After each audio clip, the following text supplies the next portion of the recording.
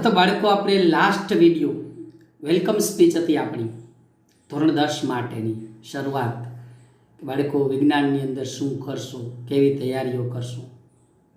હવે આપણે વિજ્ઞાનમાં ધોરણ 10ના વિજ્ઞાનની અંદર આપણો પાઠ શરૂ કરવા જઈ રહ્યા છીએ. મેં તમને કહ્યું હતું કે આપણે ફિઝિક્સનો પાઠ પ્રકાશ, પરાવર્તન અને વક્રીભવન ત્યાંથી આપણે સ્ટાર્ટ કરવાના છીએ.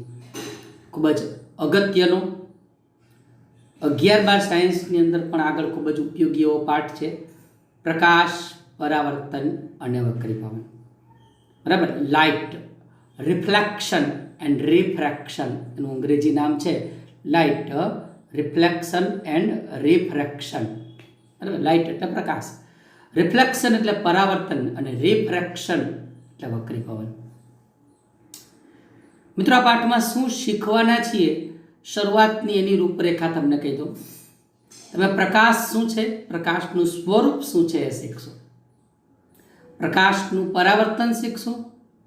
પરાવર્તન અરીસાઓ દ્વારા થતું હોય તો અરીસાઓ વડે રચાતા પ્રતિબિંબ, તો પ્રકાશનું પરાવર્તન. ગોળી અરીસાઓ વડે રચાતા પ્રતિબિંબ, પ્રકાશનું વક્રીભવન. લેન્સ વડે થતું પ્રકાશનું વક્રીભવન, કારણ કે વક્રીભવન લેન્સ વડે થાય, અરીસા વડે ન થાય. પરાવર્તનમાં અરીસા આવશે, વક્રીભવનમાં લેન્સ આવશે. પછી લેન્સથી રચાતા પ્રતિબિંબો અને લાસ્ટ છેલ્લે લેન્સનો પાવર. આપણો પાઠ છે. પાઠ થોડોક મોટો લાંબો પડે છે મિત્રો. આકૃતિઓ આવે છે ને, આકૃતિઓ ખાસ પૂછાય. અત્યારે નહીં, આગળ ઉપર 11-12 સાયન્સમાં પણ એ આકૃતિઓનું બહુ મહત્વ છે. એટલે મેક્સિમમ તમને આકૃતિઓ શીખવાડવાનો પ્રયત્ન કરીશ અને મેક્સિમમ આકૃતિઓ સરળતાથી શીખી શકો એ માટે આપણે પ્રયત્ન કરીશું. ચલો હવે બાળકો, આપણે શીખીએ પહેલો શબ્દ. What is light? પ્રકાશ શું છે એનું ફોર્મ, સ્વરૂપ સમજાવો. તો એક સાદી વ્યાખ્યા છે. આપણી આંખમાં સંવેદના ઉપજાવતા વિદ્યુતચુંબકીય વિકિરણને, વીજચુંબકીય એટલે વિદ્યુત ચુંબકીય વિકિરણને પ્રકાશ કહે છે. જો ઉપર વ્યાખ્યા લખેલી છે. આપણી આંખમાં સંવેદના ઉપજાવતા વિદ્યુત ચુંબકીય વિકિરણને પ્રકાશ કહે છે. મિત્રો, આપણે એક પ્રશ્ન થાય, આ વિદ્યુત ચુંબકીય વિકિરણ એટલે શું? આપણે કહીએ ને ઇલેક્ટ્રોમેગ્નેટિક રેડિયેશન.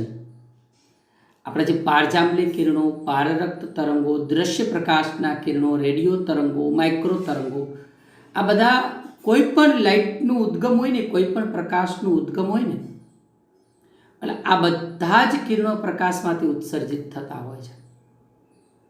એ બધા જુદી જુદી તરંગ લંબાઈ ધરાવતા હોય છે.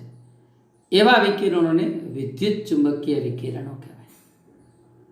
અને પ્રકાશ વિકિરણ સ્વરૂપે હોવાથી આપણે એમ કહી શકીએ કે સામાન્ય રીતે પ્રકાશ તરંગ સ્વરૂપે અસ્તિત્વ ધરાવે છે. તરંગ, વેવ્સ, પ્રકાશ છે એ તરંગ સ્વરૂપે અસ્તિત્વ ધરાવે છે. મિત્રો, એક સરસ મજાની વધારાની એક બાબત શીખવાડું છું. દ્રશ્ય પ્રકાશ, આપણે જેનાથી જોઈ શકીએ છીએ ને, એ છે દ્રશ્ય પ્રકાશ છે.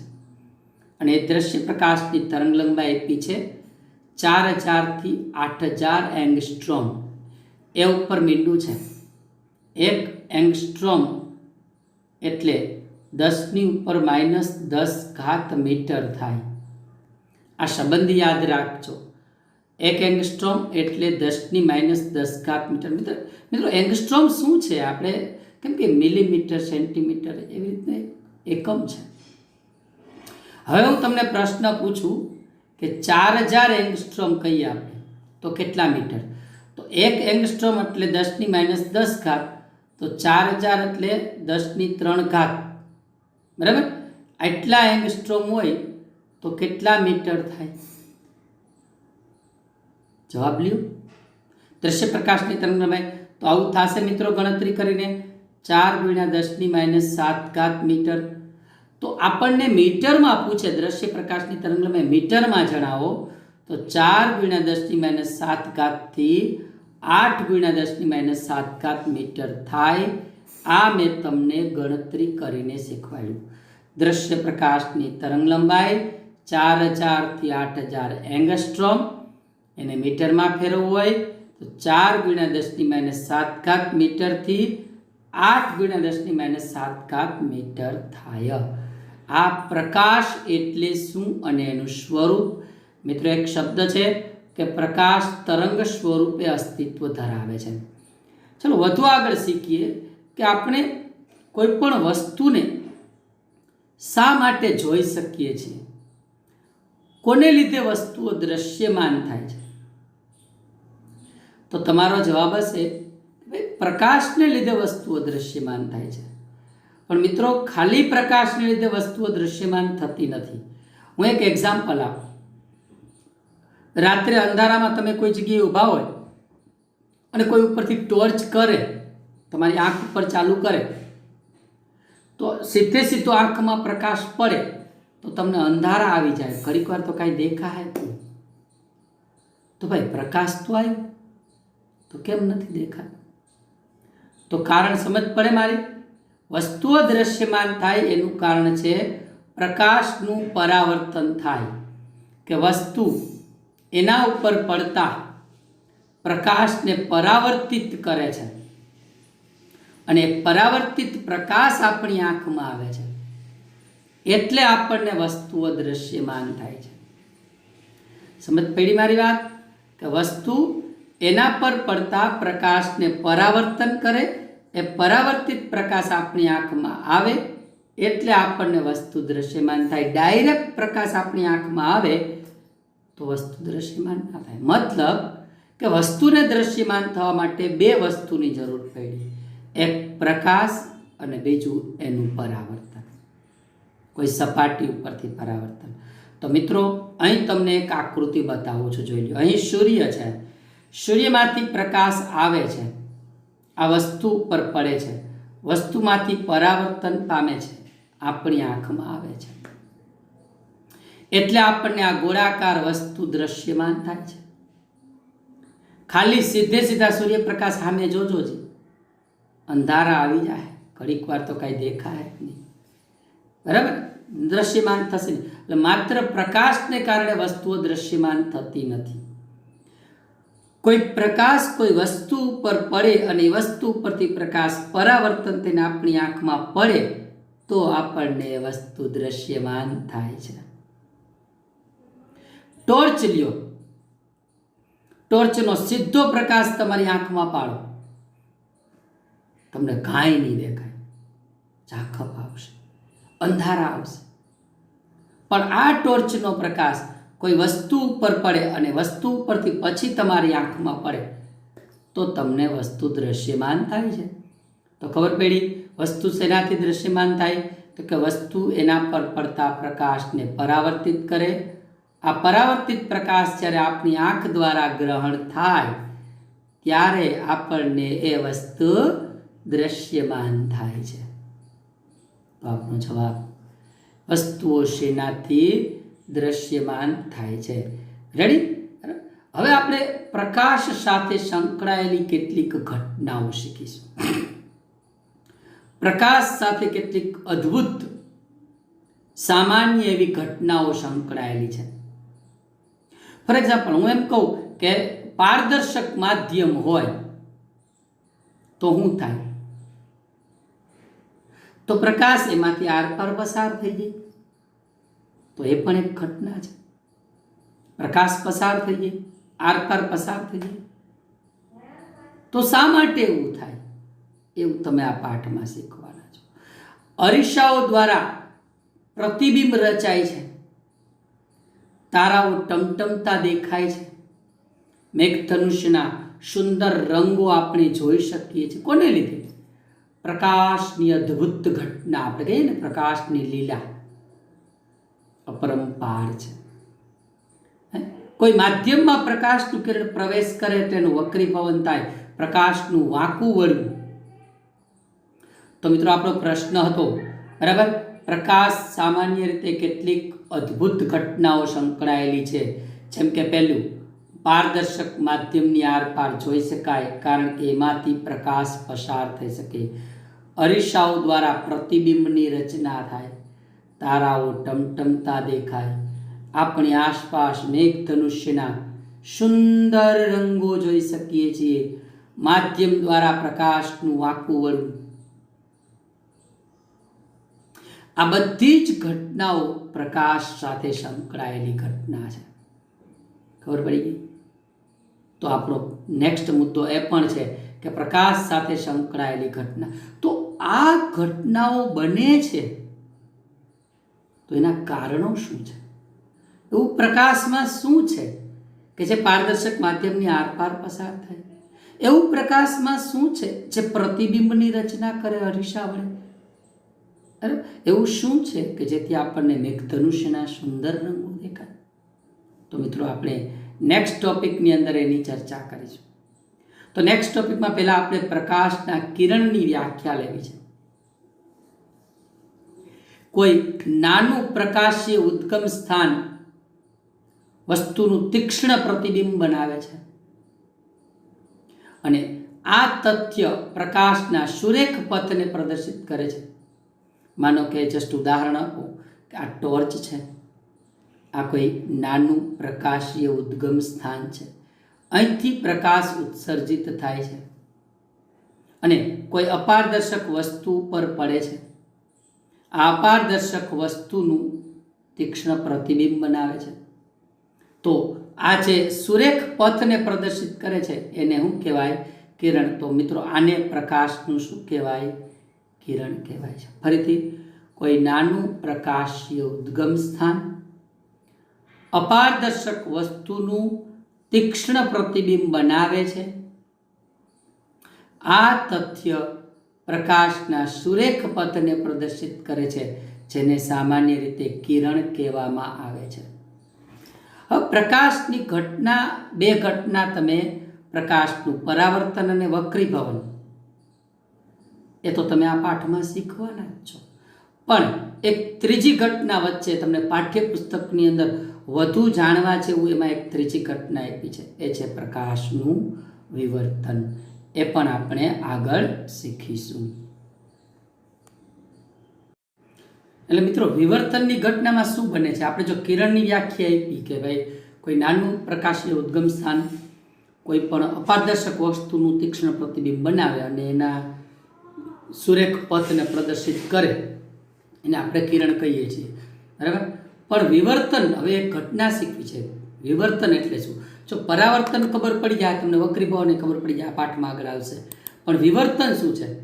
જો પ્રકાશ સુરેખ પથ પર ગતિ કરતો હોય, બરાબર, જો વ્યાખ્યા આપી છે, સુરેખ પથના અપારદર્શક વસ્તુ ખૂબ નાની બને તો પ્રકાશ સુરેખ પથ પર ગતિ કરવાને બદલે એની ધાર પાસેથી વાંકો વળે.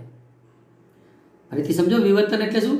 જો પ્રકાશના પથમાં રાખેલ અપારદર્શક વસ્તુ ખૂબ નાની બને તો પ્રકાશ સુરેખ પથ પર ગતિ કરવાને બદલે, હું તમને ઉદાહરણ આપું. માનો કે આપણે એક સાંકડી સ્લીટ લઈએ, સાંકડી સ્લીટ, અને અહીંથી કોઈ જગ્યાએથી ટોર્ચનો પ્રકાશ આપણે આપાત કરીએ, આમ આપાત કર્યો, બરાબર. આ સાંકડી સ્લીટની જે ધાર છે ત્યાંથી પ્રકાશ છે વાંકો વળશે. પ્રકાશના કિરણો માત્ર આમ સીધા નહીં જાય, માત્ર સીધા નહીં જાય, અહીંથી ધાર પાસેથી આમ વાંકા વળશે, આમ ફેલાય પ્રકાશ. જોજો તમે ઓબ્ઝર્વેશન કરશો તો તમને કીધું, જ્યારે પ્રકાશના પથમાં અપારદર્શક વસ્તુ ખૂબ નાની બને, સાંકડી સ્લીટ બને, તો પ્રકાશ સુરેખ પથ પર ગતિ કરવાને બદલે એની ધાર પાસેથી વાંકો વળે છે, જેને પ્રકાશનું વિવર્તન કહેવાય છે. ડિફ્રેક્શન. ડિફ્રેક્શન બહુ સરસ મજાનો શબ્દ છે. એ ઘટનાને પ્રકાશનું શું કહેવાય છે? વિવર્તન. આના માટેનું એક ફોટોચિત્ર બતાવું છું તમને, બહુ સ્પષ્ટ અને સરળતાથી સમજાઈ જાય એ માટે જુઓ. ઉપર કોઈ એક જગ્યાએથી લાઇટ કે પ્રકાશ આવે છે અને એ લાઇટ કે પ્રકાશ આમ આમ નીચે આમ આવે છે ને, તો આમ ચારેય બાજુએ વિખેરિત થઈ જાય, બરાબર. એટલે પ્રકાશ છે એની ધાર પાસેથી વાંકો વળે છે. બીજું એક ઉદાહરણ આપું, બીજું એક ફોટોચિત્ર પણ તમને બતાવું છું. જુઓ, આમાં પણ તમે જુઓ છો કે પ્રકાશ અહીંયા સીધી રેખામાં ગતિ કરતો હતો, પણ અહીંથી હવે જ્યારે સાંકડી સ્લીટમાંથી આ ધાર પાસેથી વાંકો વળે છે ને, એટલે પ્રકાશ આવા વર્તુળો રચે છે, વર્તુળો રચે છે. એનો મતલબ એવો કે પ્રકાશ આમ અને આમ ફેલાયો. તો આ ઘટનાને પ્રકાશનું શું કહેવાય છે? વિવર્તન કહેવાય છે.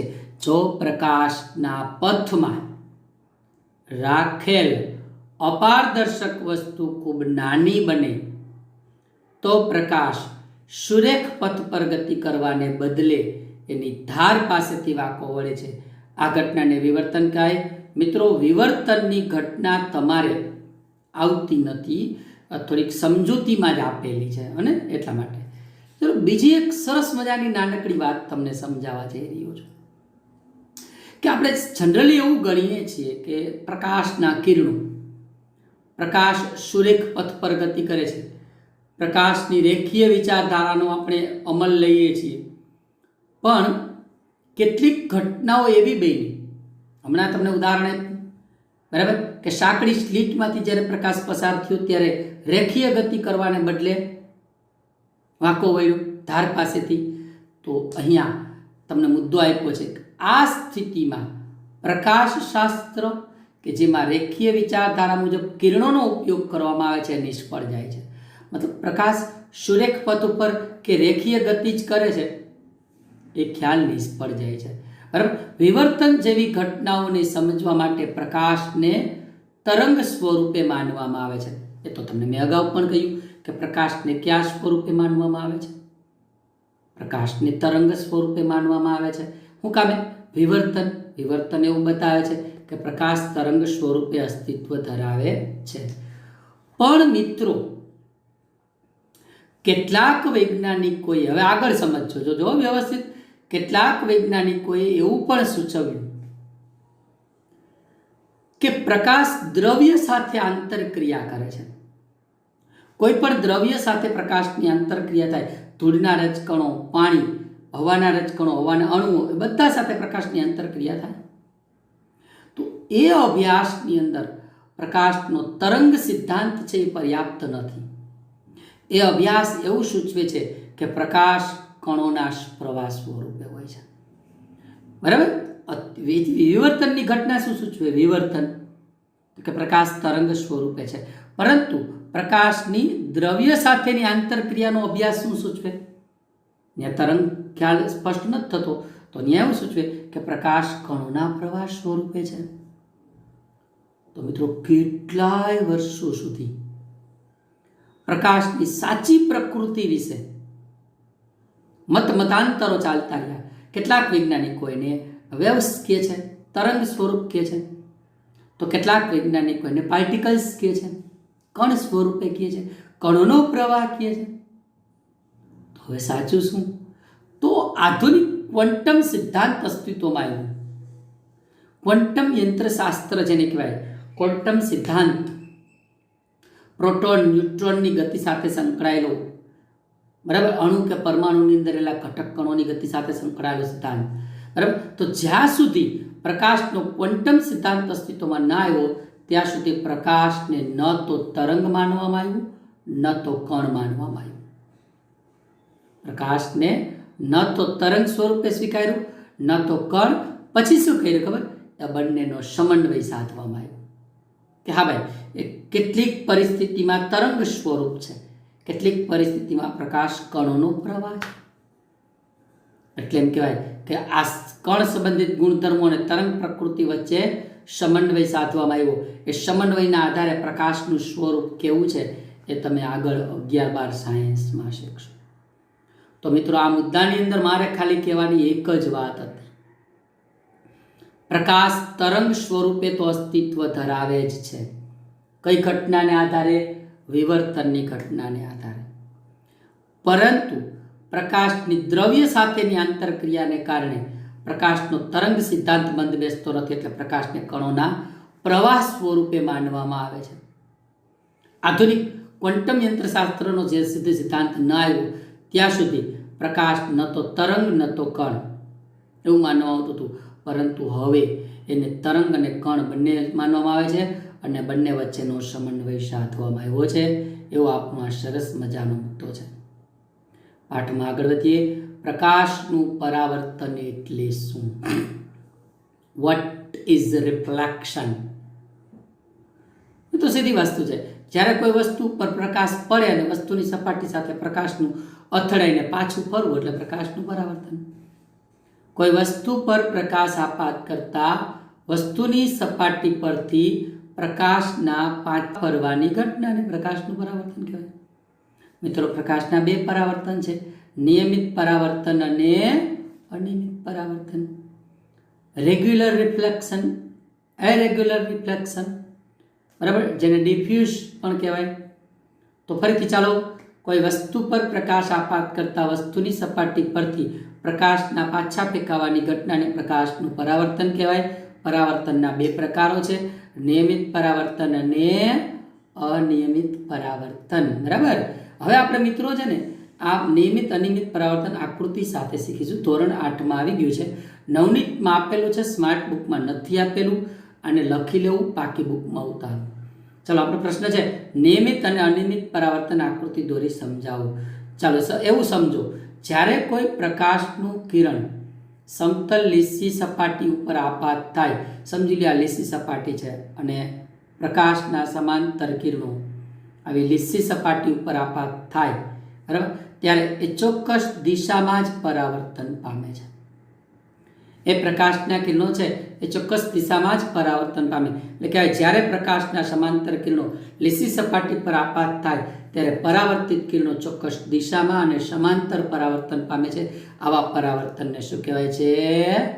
નિયમિત પરાવર્તન કહેવાય. જો ઉપર વ્યાખ્યા આપી દીધી છે કે જ્યારે પ્રકાશના સમાંતર કિરણો લીસી સપાટી પર આપાત થાય ત્યારે પરાવર્તિત કિરણો ચોક્કસ દિશામાં અને સમાંતર હોય છે. આવા પરાવર્તનને નિયમિત પરાવર્તન કહેવાય. તમે આકૃતિમાં જોઈ શકો છો. હવે જોઈએ અનિયમિત પરાવર્તન. તો જ્યારે પ્રકાશના સમાંતર કિરણો અનિયમિત કે ખરબચડી સપાટી ઉપર આપાત થાય, જો નીચે આકૃતિ જોવો છે, ખરબચડી કિરણો સમાંતર જ આપાત કર્યા છે. આ કિરણો છે એને આપાત કર્યા છે, બધા સમાંતર કિરણો જ આપાત કર્યા છે. જો લાલ લીટી. પણ દુધિયા જે છે કિરણો પરાવર્તન પામીને ભાગે છે, એ કિરણો તમે જો આડાઅવળા થાય છે. કોક આમ જાય છે, કોક આમ જાય છે, કોક આમ જાય છે, કોક આમ જાય છે, ચોક્કસ દિશામાં જતા નથી. બરાબર. જો જ્યારે પ્રકાશના સમાંતર કિરણો અનિયમિત કે ખરબચડી સપાટી પર આપાત થાય ત્યારે પરાવર્તિત કિરણો ચોક્કસ દિશામાં ગતિ કરતા નથી, સમાંતર પરાવર્તન પામતા નથી. પ્રકાશના આવા પરાવર્તનને અનિયમિત પરાવર્તન કહેવાય. એના માટે બીજો શબ્દ છે વિખરાયેલું પરાવર્તન, ડિફ્યુઝ રિફ્લેક્શન. વિખરાયેલું પરાવર્તન પણ કહેવાય. ટૂંકમાં પ્રકાશના સમાંતર કિરણો આપાત કરો પણ ખરબચડી સપાટી હોય તો કિરણો તો આડાવડા ગમે ત્યાં જ આવવાના છે. તો એવા પરાવર્તનને શું કહેવાય? અનિયમિત પરાવર્તન. આપણે એને વિખરાયેલું પરાવર્તન પણ કહીએ છીએ. રેડી? સરસ મજાની વાત થઈ. તો મિત્રો, આ વિડીયો પૂરતું આપણે છે એ નિયમિત અનિયમિત પરાવર્તન સુધી શીખ્યા. આવતા વિડીયોની અંદર આગળ વધીશું આ પાઠના આગળના મુદ્દાઓમાં.